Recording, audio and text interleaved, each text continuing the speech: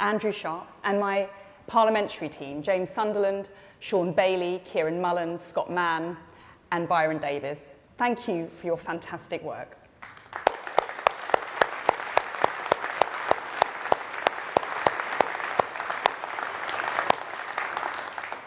I'd also like to thank all the Home Office civil servants who work flat out to keep this country safe, and of course, the Greater Manchester Police and all the officers from around the country who are doing their duty here.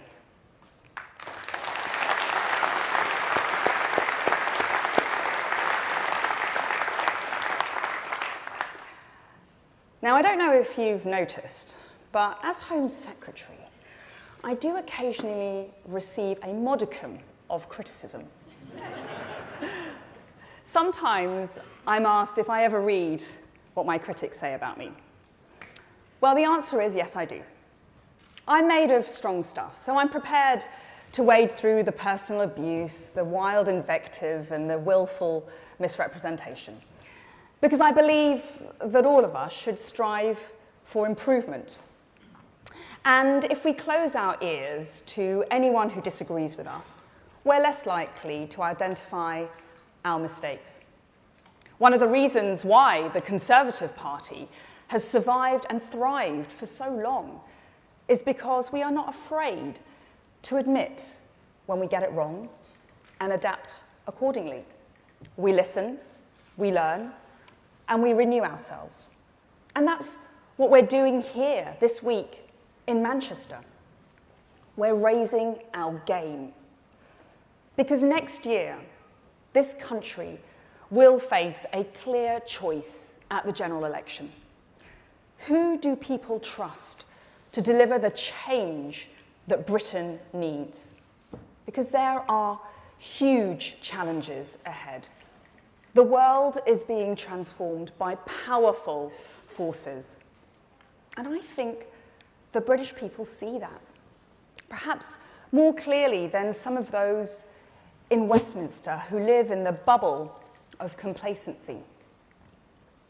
I also think most British people have a pretty good sense of how they expect their government to respond to those challenges.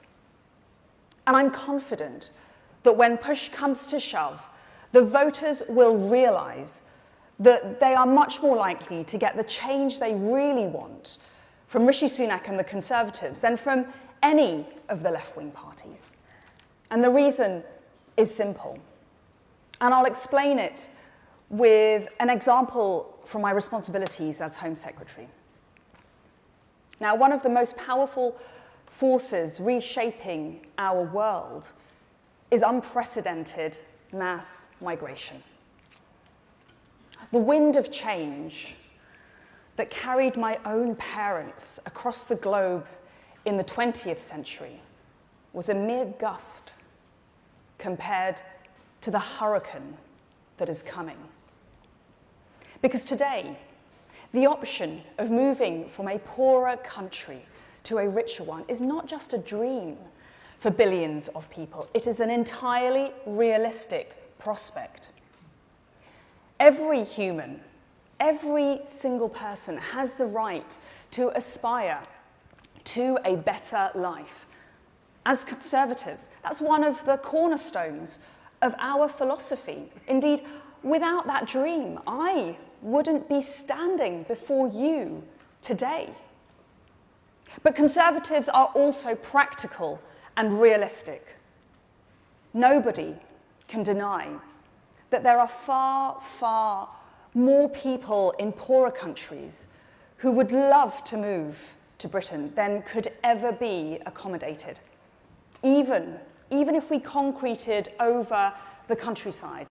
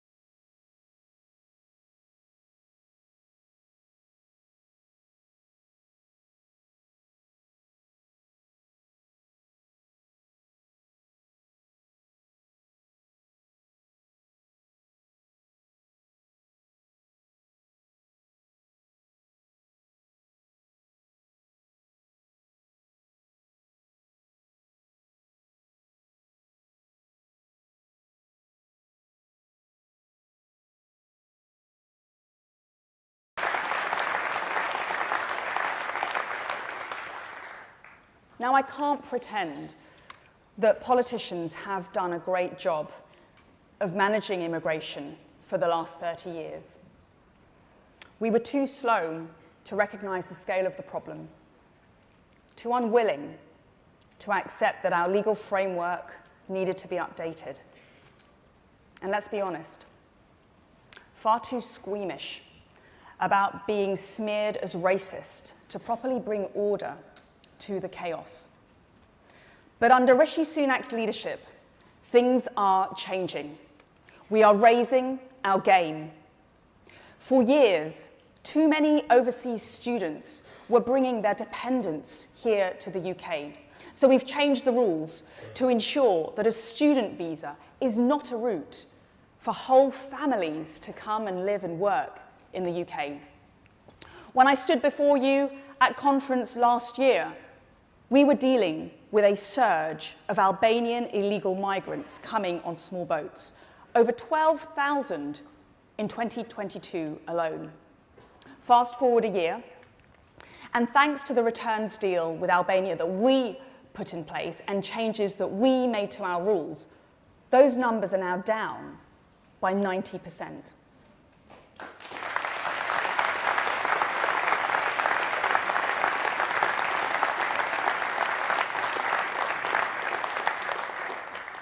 Indeed, against a backdrop of increasing illegal migration into Europe, small boat crossings to the UK are down by 20% compared to last year.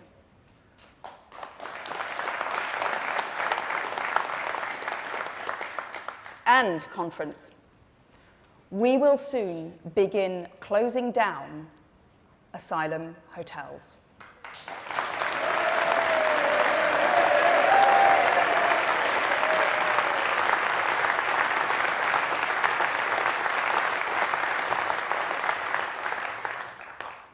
That is not nearly enough. I accept that.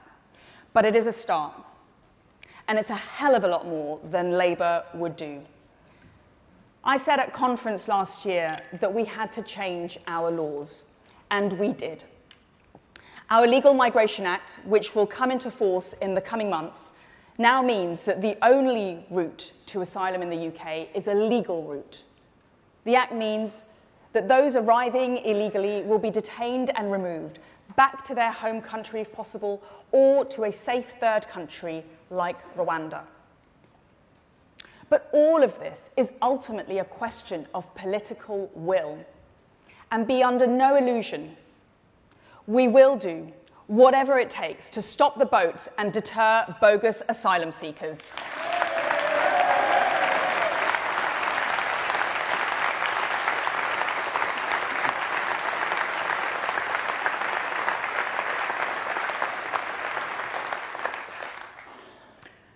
We will also ensure that legal migration comes down to reasonable levels and that it occurs only when there is a clear benefit to the British people. That's our pledge, that's our plan, and I believe the public will back it.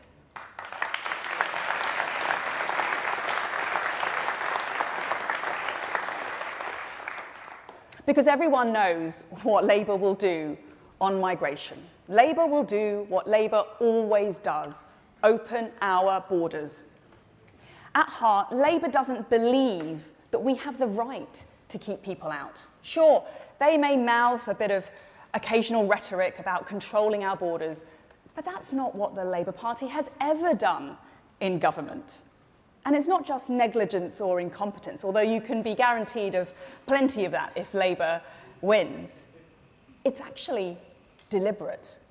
The biggest reason why Conservative governments have struggled to get illegal migration under control is because Labour governments passed laws that inhibit effective action. Because the truth is, we struggle to remove foreign criminals. We struggle to get accurate data on the ages of the asylum seekers.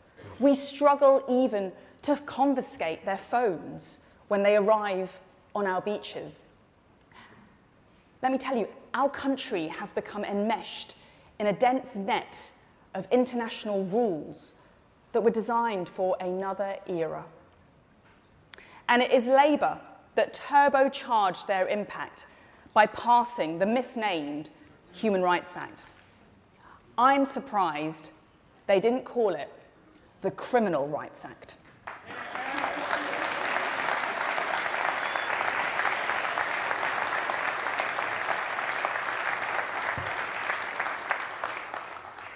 Because I tell you, every time I've gone to Parliament to improve the law on immigration, Labour has tried to block us, always aided by their allies in the third sector, some of whom openly declare that they oppose national borders merely on principle. All of them bleating the same incessant accusation: racist, racist, racist. They've always used that smear. They tried it against Margaret Thatcher. It didn't work. They tried it against David Cameron. It didn't work. A couple of years ago, they even tried it against Winston Churchill, our greatest ever leader, and it didn't even work then. And I can promise you, it won't work against Rishi Sunak, and it won't work against me.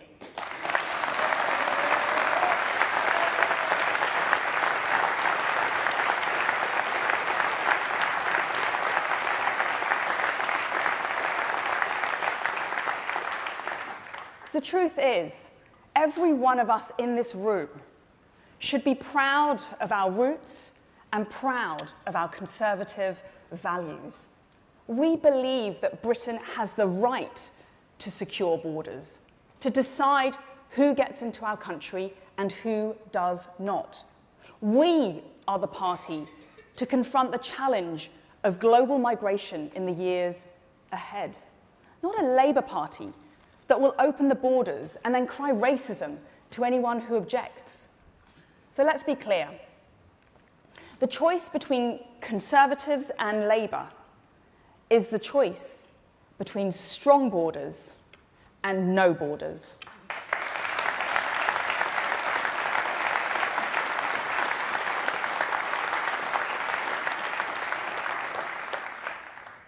Now, the next election will also be fought on law and order, between a Conservative government that wants the police to focus on criminal justice and a Labour Party that thinks the police should focus on social justice, between a Conservative government that stands up for the police and a Labour Party that wants to see them take the knee, between a Conservative government that wants to help ordinary people go about their lives unimpeded, and a Labour Party that sympathises with the eco-idiots that block our roads and stop mums from taking their kids to school, stops workers from getting to their jobs, and stops ambulances from getting to hospitals.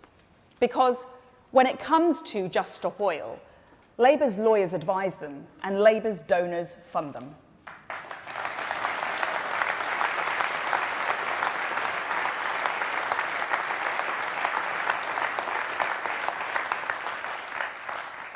That's exactly why Labour resisted the legislation that we passed to crack down on this madness. Because thanks to our new laws, the police can now get these clowns off our streets and get traffic moving in a matter of minutes. The Prime Minister and I are firmly on the side of the law-abiding majority. That's why we've backed our police officers with one of the largest ever rises in police pay. It's why we ensured we hit our target of 20,000 additional police officers, so that we now have more officers in England and Wales than ever before. It's why we've backed the police's use of stop and search as an effective way to get knives off our streets. It's why we secured agreement from the police to investigate all burglaries and follow all reasonable lines of inquiry when someone reports a crime. And it's why we've reformed hate crime guidance so that officers aren't wasting hours investigating squabbles on Twitter. It's why we're making sure the police are not inadvertently helping mobs to enforce non-existent blasphemy laws. And it's why we've prioritised tracking down grooming gang perpetrators and getting justice for their victims after authorities turned a blind eye. It's why we've made sure that Prevent, the government programme that stops people sliding towards terrorism, is focused on the main security threat to the British public, Islamist extremism.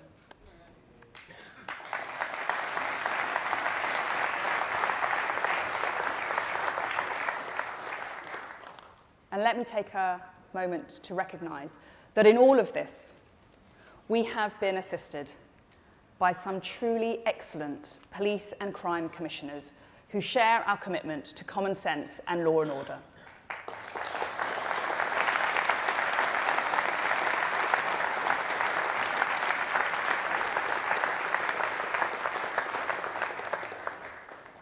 There is so much more to do, and the public knows that. But Labour certainly won't do it.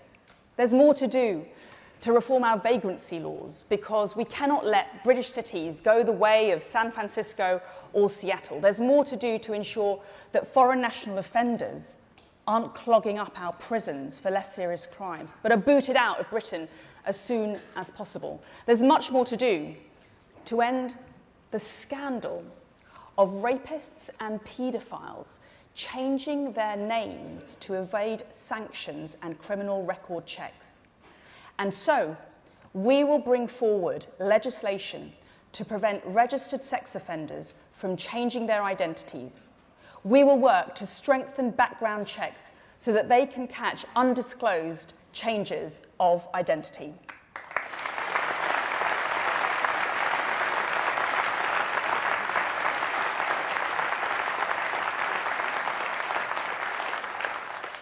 Let me tell you something. I don't care if anyone thinks this is interfering with their human rights. It's time to worry less about the rights of sexual predators and more about the rights of victims.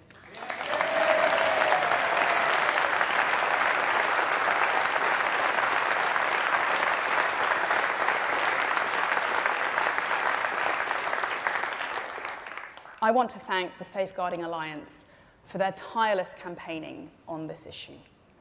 And let me go on and say this. I have a particular message to those brave police officers who risk their lives to protect the rest of us by carrying firearms into situations where they could be harmed or even killed.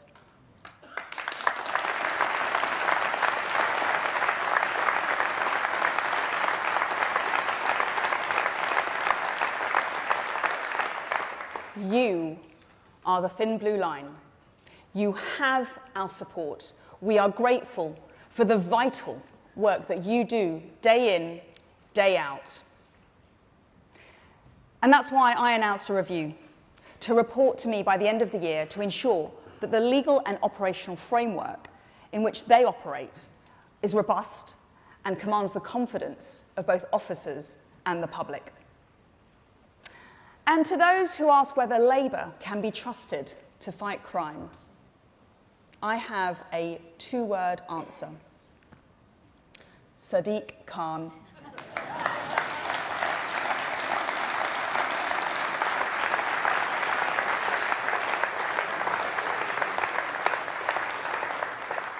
If there's any justice in this world, Susan Hall is going to wipe the floor with him in May.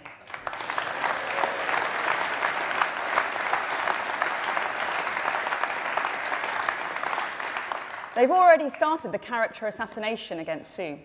The distortions, the insults, the lies, because that's what the Labour Party always does. It prefers smears to debate. Now, personally, I take their abuse as a compliment. I know they've tried to make me into a hate figure because I tell the truth, the blunt, unvarnished truth about what is happening in our country. And I know there are some who think that emphasising the importance of law and order or secure borders is unedifying. They look down on those of us who care about such things. Of course, they are entitled to their beliefs. But let's be honest, these are luxury beliefs. What do I mean by that? Our politically correct critics have money, they have status, They have loud voices. They have the luxury of promoting seductive but irresponsible ideas, safe in the knowledge that their privilege will insulate them from any collateral damage. The luxury beliefs brigade sit in their ivory towers, telling ordinary people that they are morally deficient because they dare to get upset about the impact of illegal migration, net zero, or habitual criminals. And you can be sure of one thing: people with luxury beliefs will flock to Labour at the next general election because that's the way to get the kind of society they want.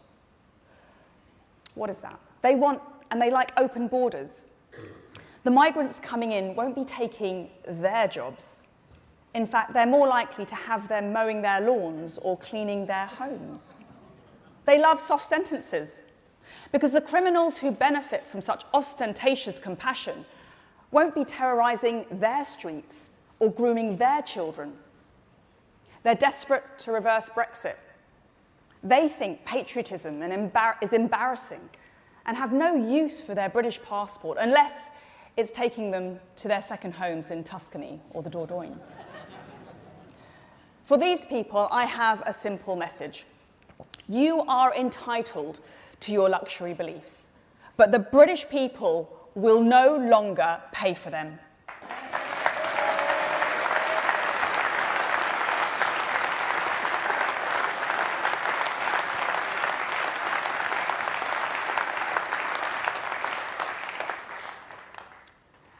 There's another reason I think we will win the next election.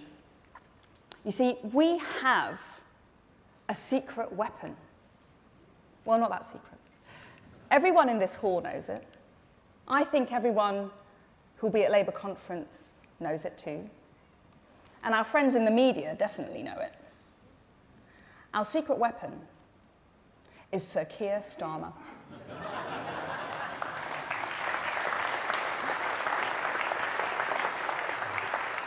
You see, the British people have no enthusiasm for Sir Keir Starmer. They know that he believes in nothing. They know that he will say anything to anyone and then change his mind at the first sign of trouble. Keir Starmer lacks the personality to lead this country effectively. Imagine what would happen if he became Prime Minister. Luxury beliefs would reign supreme. Britain would go properly woke. Things are bad enough already. We see it in parts of Whitehall, in museums, in galleries, in the police, and even in leading companies in the city. Under the banner of diversity, equity, and inclusion, official policies have been embedded that distort the whole purpose of these institutions. Highly controversial ideas are presented to the workforce and to the public as if they're motherhood and apple pie. Gender ideology, white privilege, anti-British history. And the evidence demonstrates that if you don't challenge this poison, things just get worse. Whole institutions become captured. And of course, as always happens when the left gets the upper hand, those who fail to conform are persecuted, chased out of their jobs for saying that a man can't be a woman, scolded for rejecting that they're beneficiaries of institutional racism, disciplined for using the wrong words. This Conservative government has begun the task of clearing out this pernicious nonsense.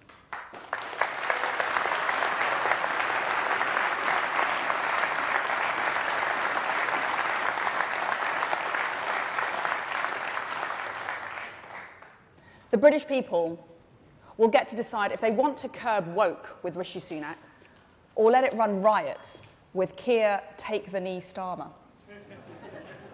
Labour is the party of pressure groups, rich zealots and trade union activists. But you know, the Conservative Party is also a kind of trade union. Because we are the trade union of the British people. And I think we should adopt as our motto these lines from the poet Shelley, which I'm shamelessly taking back from Labour. Rise like lions after slumber in unvanquishable number. Shake your chains to earth like dew, which in sleep had fallen on you. You are many, they are few.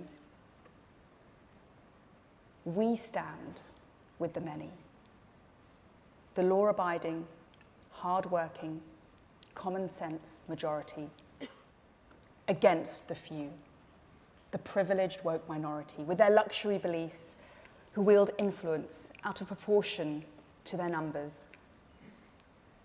Our message to the people is clear. We are raising our game. We are fighting for a Britain that puts you first. We are on your side. Thank you.